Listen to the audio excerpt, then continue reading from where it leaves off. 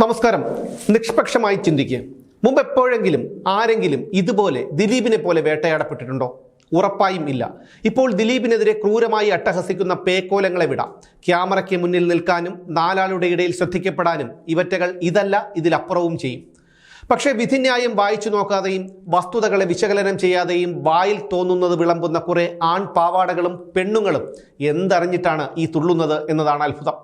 2017 നടിയെ ആക്രമിച്ച ഈ കേസുണ്ടായതിനു ശേഷം ദിലീപിന്റെ സിനിമ റിലീസാകുമ്പോഴൊക്കെ അതിനെ തകർക്കാൻ ശ്രമിച്ചിട്ടുണ്ടെങ്കിലും പുതിയ സിനിമയായ ഫാഫാബ റിലീസാകുമ്പോഴാണ് ചിലരുടെ വൃത്തികെട്ട മനസ്സ് എത്ര ഭീകരമാണെന്ന് മനസ്സിലാകുന്നത്.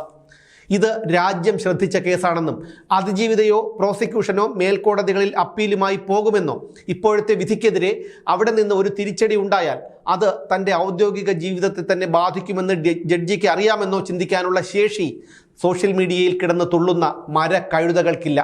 സത്യം പറഞ്ഞാൽ ചില ഫെമിനിസ്റ്റുകളുടെയും പാവാട താങ്ങികളുടെയും അഴിഞ്ഞാട്ടം ദിലീപിന് അനുകൂലമായി വരികയാണ്.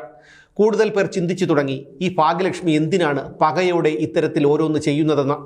ചാനൽ ചർച്ചകളിൽ ദിലീപിനെതിരെ വന്നിരുന്നു പറഞ്ഞിട്ട് ദിലീപ് നായകനായി അഭിനയിച്ച സിനിമയിൽ നായക കഥാപാത്രത്തിൻ്റെ അമ്മയ്ക്ക് ശബ്ദം കൊടുത്ത് ആ പണം വാങ്ങിയ ആളാണ് ഭാഗ്യലക്ഷ്മി. ആ ഭാഗ്യലക്ഷ്മിയാണ് ഇപ്പോൾ ദിലീപിനും ദിലീപിൻ്റെ സിനിമയ്ക്കുമെതിരെ പറയുന്നത്. ഇത്രയും നാൾ താൻ ജീവിച്ചതും 4 പേർ തന്നെ അറിയുന്നതും സിനിമ കാരണമാണെന്ന് പോലും മറന്നുപോകുന്ന സ്ത്രീയാണവർ. സിനിമ ദിലീപിൻ്റേതു മാത്രമല്ല, ഒരു സിനിമയുടെ പിന്നിൽ എത്ര പേരുടെ അധ്വാനമാണ് ഉള്ളതെന്ന് നമ്മളെക്കാൾ നന്നായി ഭാഗ്യലക്ഷ്മിക്ക് അറിയാം.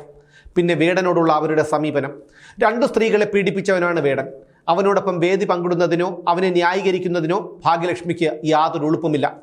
ഇന്നലെ ആരോ ഫോൺ ചെയ്ത് ഭീഷണിപ്പെടുത്തി എന്ന് പറഞ്ഞാണ് ഭാഗ്യലക്ഷ്മി രംഗത്ത് വന്നത്. ആദ്യം കുറേ തെറിവിളി, പിന്നെ ദിലീപിനെതിരെ സംസാരിച്ചാൽ മുഖത്ത് ആസിഡ് ഒഴിക്കുമെന്ന ഭീഷണി. ഇതിനിടയിൽ താൻ കുറച്ചു സമയം മിണ്ടാതിരുന്നു. ഇങ്ങനെയാണ് ഭാഗ്യലക്ഷ്മി പറഞ്ഞത്. വെറും 19 സെക്കൻഡ് മാത്രമായിരുന്നു ഈ ഫോൺ കോളെന്നും അവർ പറയുന്നുണ്ട്.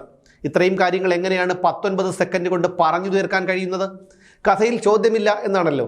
ചിന്തിക്കാൻ കഴിയുന്നവൻ ചിന്തിക്കട്ടെ, അല്ലാത്തവൻ മിണ്ടാതിരിക്കട്ടെ എന്ന് മാത്രമേ പറയാനുള്ളൂ. തനിക്ക് എന്തെങ്കിലും സംഭവിച്ചാൽ അയാളായിരിക്കും ഉത്തരവാദി എന്നും ഭാഗ്യം പറയുന്നുണ്ട്. അയാൾ എന്ന് പറഞ്ഞാൽ ദിലീപ്. ബുദ്ധിസ്ഥിരതയില്ലാത്തവന് പോലും മനസ്സിലാകും ദിലീപല്ല, ദിലീപിൻ്റെ സ്ഥാനത്ത് വേറെ ആരാണെങ്കിലും ഒന്നും ചെയ്യില്ലെന്ന്. ഇനിയിപ്പോൾ എന്തെങ്കിലും അപകട നാടകം കളിച്ചിട്ട് ദിലീപ് ചെയ്യിപ്പിച്ചതാണെന്ന് പറഞ്ഞ് രംഗത്ത് വന്നാൽ പോലും അതിൽ അത്ഭുതപ്പെടേണ്ട കാര്യമേ ഇല്ല. ഇതെല്ലാം ആറി തണുത്തതിനു ശേഷം ഇനി പറയാൻ സാധ്യതയുള്ള മറ്റൊരു കാര്യം ഇങ്ങനെയായിരിക്കും: ദിലീപ് എൻ്റെ അവസരങ്ങൾ ഇല്ലാതാക്കുന്നു, ഫെഫ്കയ്ക്ക് രാജി നൽകി. ഒരുപക്ഷെ അവർ ആ രാജി അംഗീകരിക്കില്ലെന്ന് വിചാരിച്ചിട്ടായിരിക്കും രാജിക്കത്ത് കൊടുത്തത്. ഭാഗ്യത്തിൻ്റെ നിർഭാഗ്യമാണോ ഫെഫ്കയുടെ ഭാഗ്യമാണോ എന്നറിയില്ല, രാജി അവർ അംഗീകരിച്ചു. മാത്രമല്ല, അതിജീവിതയ്ക്കൊപ്പം എന്ന പേരിൽ ഇപ്പോൾ ഈ കാണിച്ചു കൂട്ടുന്നതൊക്കെ വല്ലാതെ അതിര് കടന്നിരിക്കുകയാണ്. പൊതുസമൂഹത്തിന് തന്നെ അത് വളരെ അരോചകമാണ്. വേറൊരുത്തി പറയുന്നത് മോഹൻലാൽ മഹാനടനല്ല എന്നാണ്. മോഹൻലാലിന് ഇവളുടെ സർട്ടിഫിക്കറ്റ് വേണോ എന്ന് ആരായാലും ചോദിച്ചു പോകും.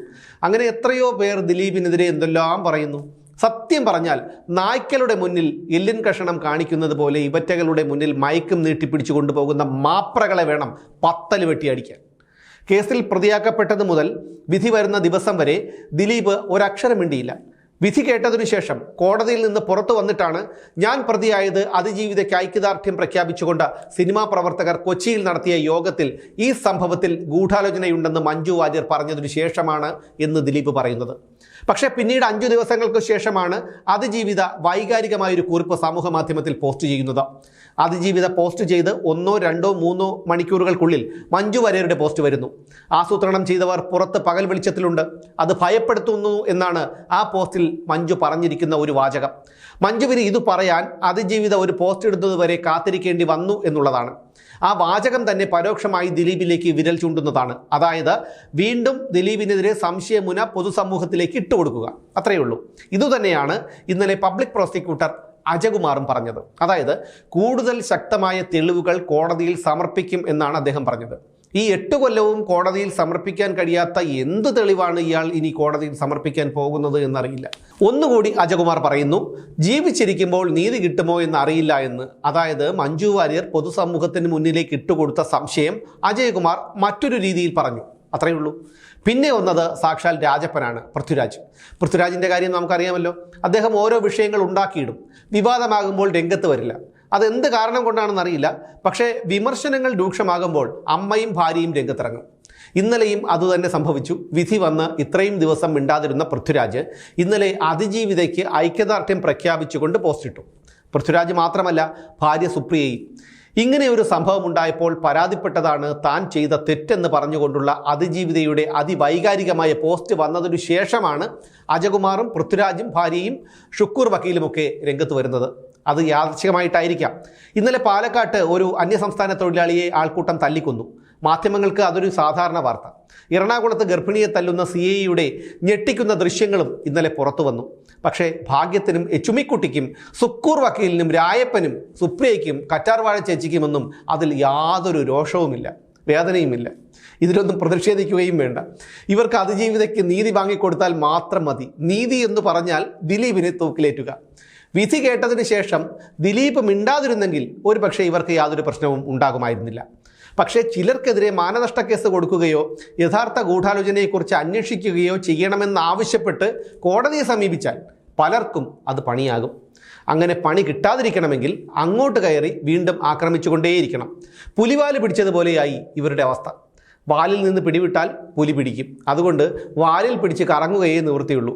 ദിലീപ് അഭിനയിച്ച സിനിമകൾ TV-യിൽ വന്നാൽ പോലും കാണില്ലെന്നും ദിലീപ് അഭിനയിച്ച പരസ്യങ്ങളുടെ ഉൽപ്പന്നങ്ങൾ വാങ്ങില്ലെന്നുമാണ് ഇന്നലെ ഒരു അമ്മച്ചി സോഷ്യൽ മീഡിയയിൽ വന്ന് തള്ളിമറിച്ചത്. 2011 കണക്കനുസരിച്ച് കേരളത്തിൽ 3.5 കോടി ജനങ്ങളുണ്ട്. കൊല്ലം 14 കഴിഞ്ഞു സെൻസസ് നടന്നിട്ട്. എങ്ങനെ പോയാലും ഒരു 50 ലക്ഷം പേരുടെ വർധനവുണ്ടായി. ജനസംഖ്യ 4 കോടിയെങ്കിലും ആയിട്ടുണ്ടാകും ഇപ്പോൾ. ഇവറ്റകളെപ്പോലെയുള്ള 100 150 എണ്ണം ദിലീപ് അഭിനയിച്ച ഉൽപ്പന്നങ്ങൾ വാങ്ങിയില്ലെങ്കിൽ ആ കമ്പനി പൂട്ടിപ്പോകുമെന്നാണോ ഇവറ്റകളുടെ ധാരണ എന്നറിയില്ല. പാൻപരാഗും തുളസിയും സർക്കാർ നിരോധിച്ചിട്ട് ബ്ലാക്കിൽ വാങ്ങി ചുണ്ടിനിടയിൽ തിരുകുന്നവരുടെ നാടാണ് കേരളം. കോടതിയെപ്പോലും അവഹേളിക്കുന്ന തരത്തിൽ, പൊതുസമൂഹത്തിന് മുന്നിൽ സംശയമുനയിലാക്കുന്ന തരത്തിലാണ് മാധ്യമത്തിലൂടെ അതിജീവിതയ്ക്കൊപ്പം എന്ന് പറഞ്ഞ് ഓരോന്ന് വിളിച്ചു കൂവുന്നത്. ഇവറ്റകൾ എത്ര ദിവസം കൂവുമെന്ന് നോക്കാം. ഒരു കാര്യം ഉറപ്പാണ്, അതിജീവിതയ്ക്കൊപ്പം എന്ന് കാറിക്കരയുന്ന ഇവറ്റകൾക്ക് വ്യക്തമായ അജണ്ടയുണ്ട്. ഫണ്ട് ചെയ്യാൻ ആളുണ്ട്. ഇല്ലെങ്കിൽ ഇത്ര ശക്തിയിൽ തുടർച്ചയായി കൂവില്ല. സത്യം ഇന്നല്ലെങ്കിൽ നാളെ പുറത്തു വരിക തന്നെ ചെയ്യും.